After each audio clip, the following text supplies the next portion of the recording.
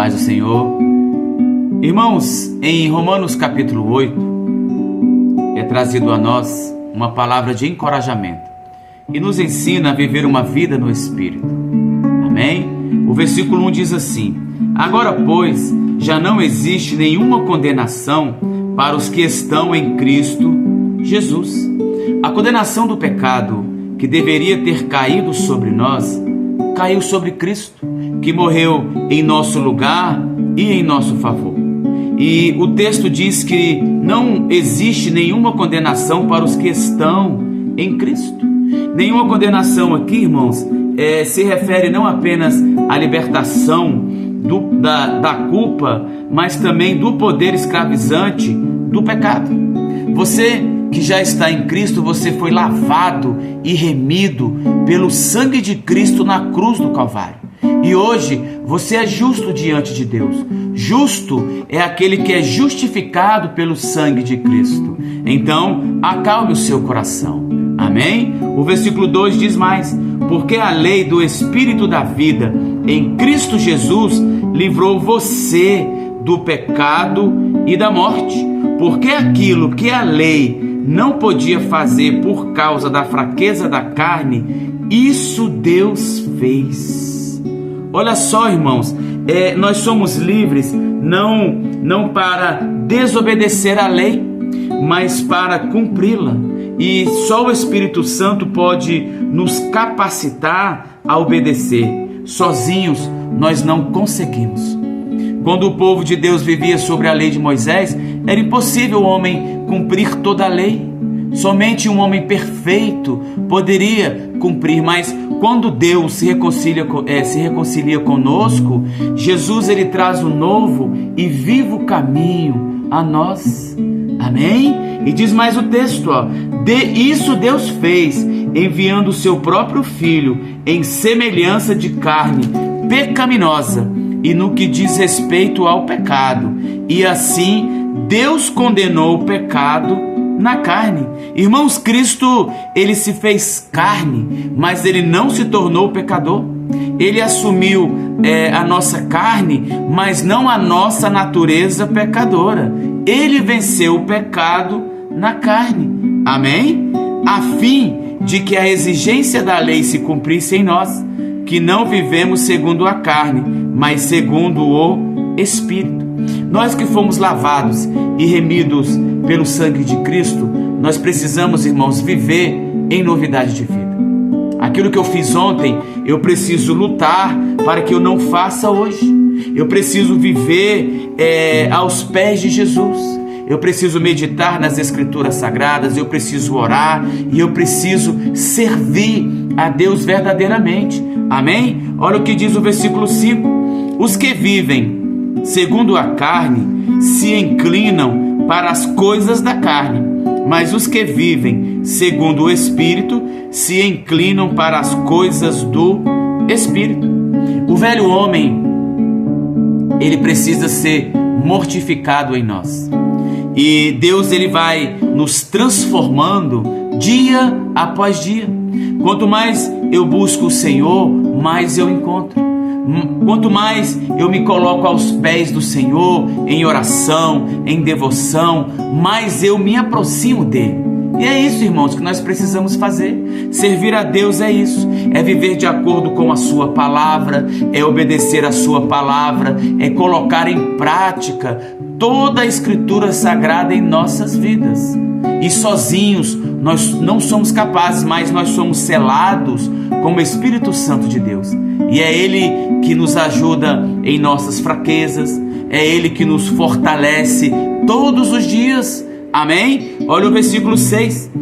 Pois a inclinação da carne é morte, mas a do Espírito é vida e paz. Irmãos, a inclinação da carne significa pensar continuamente e desejar constantemente as coisas da natureza humana, caída e pecaminosa.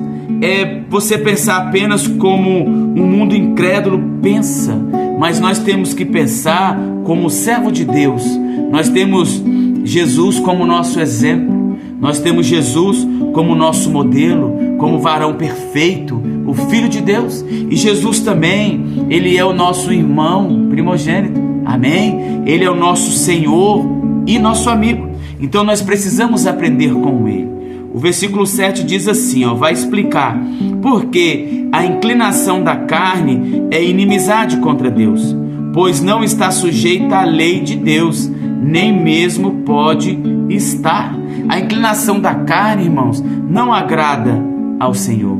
Porque o versículo 8 diz assim, portanto, os que estão na carne não podem agradar a Deus.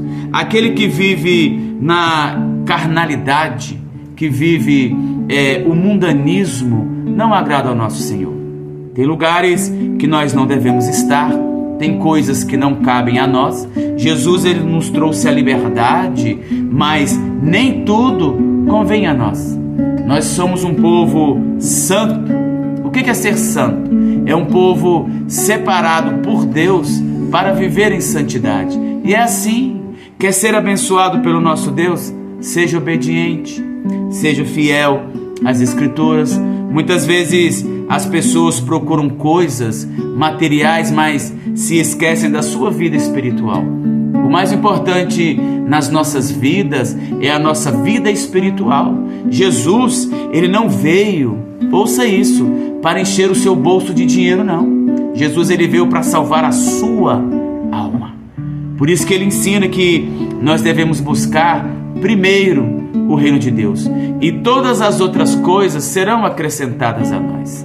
Então, é isso que nós temos que fazer. As bênçãos materiais vêm também de acordo com a obediência, mas você também precisa trabalhar, você precisa estudar, você precisa se qualificar melhor, que aí Deus vai abençoar naquilo que Ele colocou no seu coração, naquela porta que Ele abriu para você, amém? Olha o versículo 9, Paulo diz assim: vocês, porém, falando de nós, não estão na carne, mas no Espírito, amém, igreja? Se de fato o Espírito de Deus habita em vocês, e se alguém não tem o Espírito de Cristo, esse tal não é dele. Então olha só, se você não tem o Espírito de Deus em você, é porque você ainda não nasceu de novo. E hoje é um dia de oportunidade. Você precisa nascer da água e do Espírito. Você precisa ser batizado com o Espírito Santo. Ser batizado com o Espírito Santo, irmãos, acontece quando nós aceitamos Jesus como Senhor da nossa vida. E o nosso nome, ele é confirmado no livro da vida. E aí nós recebemos o penhor de Deus em nós. O penhor de Deus em nós é o selo, que é o Espírito Santo de Deus que vem morar em nós. Amém? Olha o versículo 10. Se porém Cristo está em vocês, o corpo na verdade está morto por causa do pecado, mas o Espírito é vida por causa da justiça. Irmãos, a nossa carne, ela morre. Não fomos regenerados semelhante ao corpo de Cristo, mas seremos. Essa carne, ela vai virar pó, mas nós ressuscitaremos na volta de Cristo. Amém? E diz mais o versículo 11: se em vocês habita o Espírito daquele que ressuscitou Jesus dentre os mortos, esse mesmo que ressuscitou Cristo dentre os mortos, vivificará também o corpo mortal de vocês, por meio do seu Espírito que habita em vocês. Irmãos, ouça uma coisa: nós receberemos um corpo incorruptível, imortal, espiritual e celestial, semelhante ao corpo da glória de Cristo. Esse nosso corpo que um dia vai virar pó, mas se Deus nos buscar antes, arrebatar a sua igreja, nós não passaremos pela morte, mas nós ressuscitaremos naquele dia com um corpo incorruptível, um corpo regenerado, semelhante ao corpo de Cristo. Então, é nisso que nós devemos crer. Coloque a sua vida diante do Senhor. Talvez você tenha andado pecando mesmo conhecendo a palavra, talvez um pé na igreja e um pé no mundo, mas Deus exige de nós fidelidade. Amém? Olha o que diz o versículo 12. Assim, pois, irmãos, somos devedores, não à carne, como se estivéssemos obrigados a viver segundo a carne. Porque, se vocês viverem segundo a carne, caminharão para a morte, mas se pelo Espírito mortificarem os feitos do corpo, certamente viverão. O homem sem Cristo, ele já está condenado. Ele já está condenado a viver eternamente sem Jesus, em um lugar de sofrimento por toda a eternidade. Não se engane com aquela história que todos são filhos de Cristo, são filhos de Deus, né? São filhos de Deus, irmãos, aqueles que nasceram de novo, aqueles que foram adotados pelo nosso Deus Pai. Você precisa passar pelo novo nascimento. Olha o que diz o versículo 14. Pois todos os que são guiados pelo Espírito de Deus são filhos de Deus. Amém? Nem todos os seres humanos são filhos de Deus. É o que eu disse. Somente os que se rendem a Jesus de Nazaré e têm uma conversão verdadeira. Ser convertido é viver o novo de Deus. E isso é a cada dia. Quanto mais você buscar, mais Deus vai te encher dele. Quanto mais você se colocar diante dele, mais intimidade você terá com o nosso Senhor. Amém? Olha o que diz o versículo 15. Porque vocês não receberam um espírito de escravidão para viverem outra vez atemorizados, mas receberam um espírito de adoção, por meio do qual clamamos Abba, Pai. Quem nos ensina a chamar Deus de Pai é Jesus de Nazaré. Então, você tem um Pai, Criador de tudo, dono de tudo e que te ama de verdade. Olha o versículo 16. O próprio Espírito confirma ao nosso espírito que somos filhos de Deus. Irmãos, isso é maravilhoso. Por isso que quando nós estamos em Cristo, nós sentimos a paz. Mesmo em meio às adversidades, às circunstâncias, a grandes lutas, às perdas, o Espírito Santo de Deus nos acalenta. E Ele testemunha ao nosso espírito, você é filho de Deus. Olha o 17. E se somos filhos, somos também herdeiros, herdeiros de Deus e co-herdeiros com Cristo, se com Ele sofremos, para que também com Ele sejamos o quê?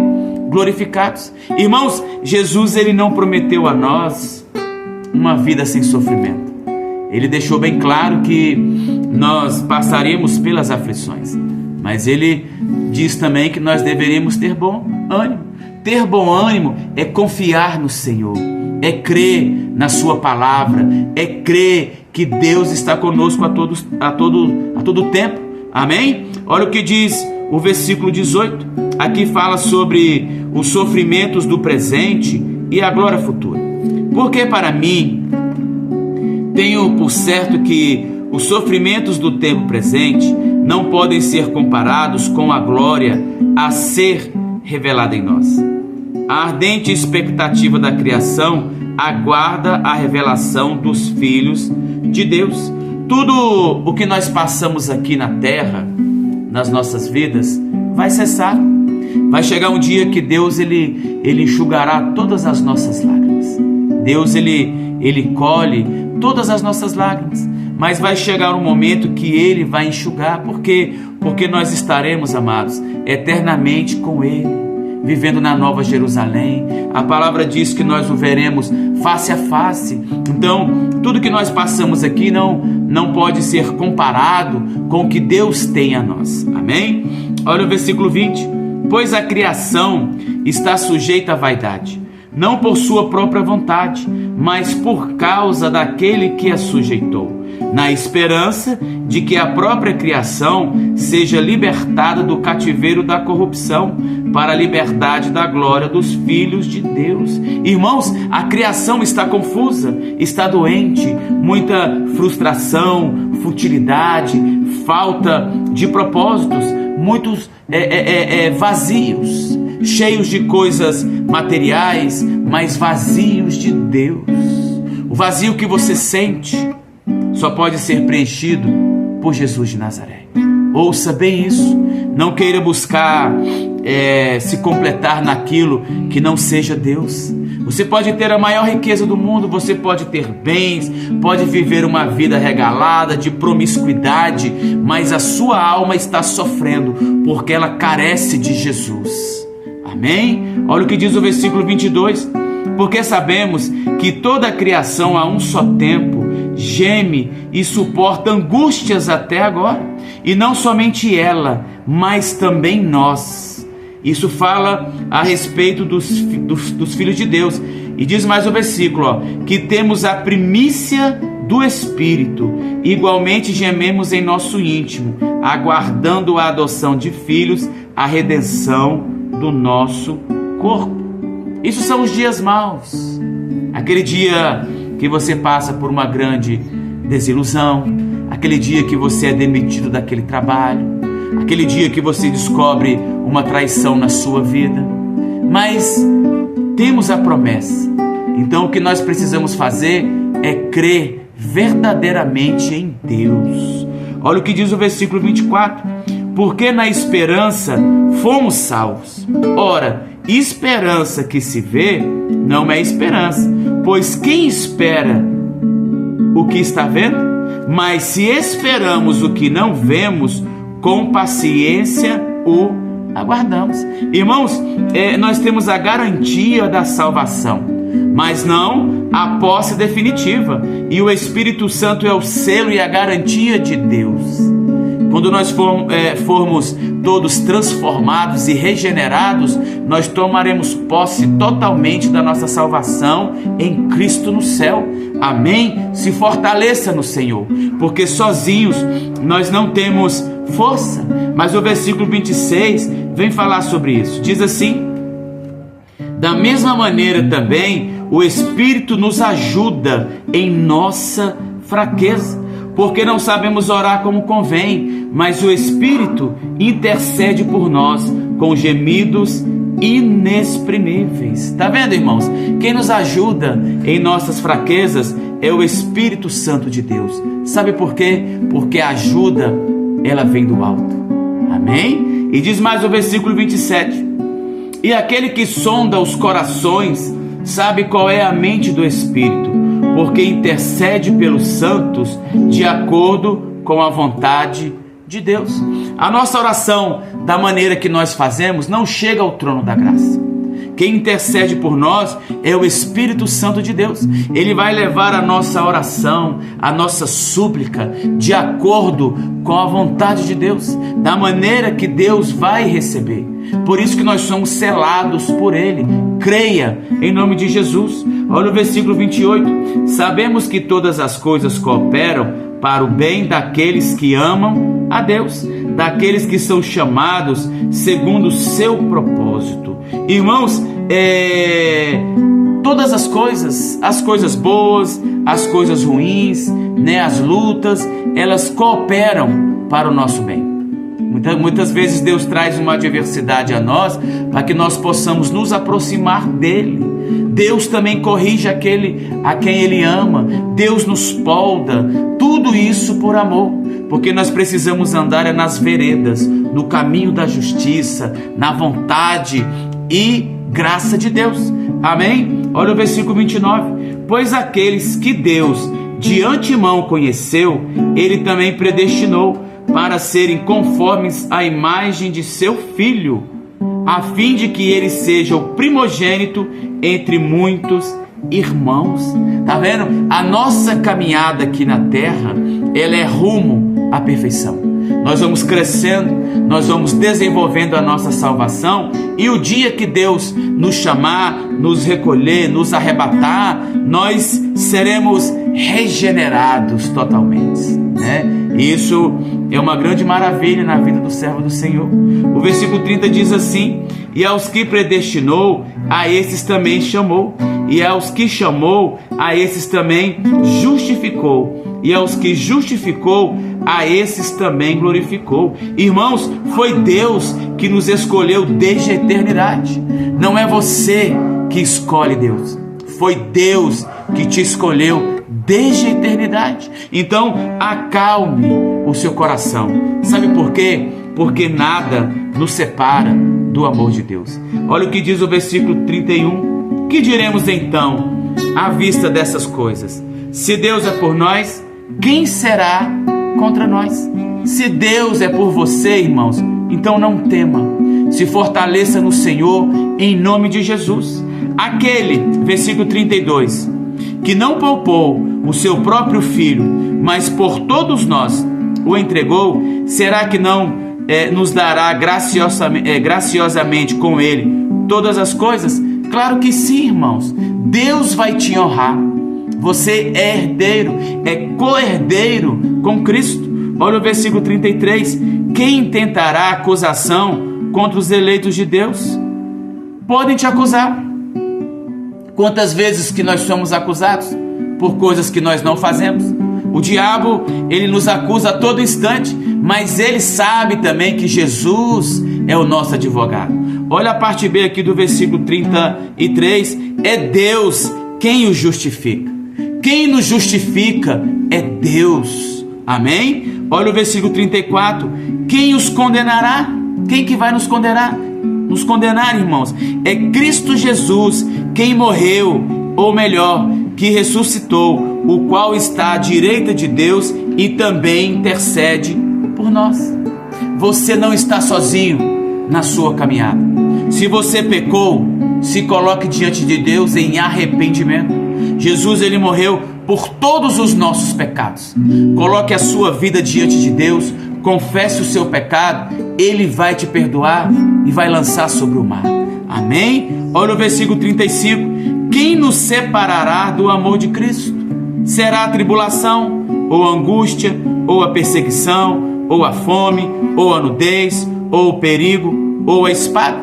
Como está escrito: por amor de ti, somos entregues à morte continuamente, fomos considerados como ovelhas para o matador. Olha o 37, que lindo este versículo, irmão.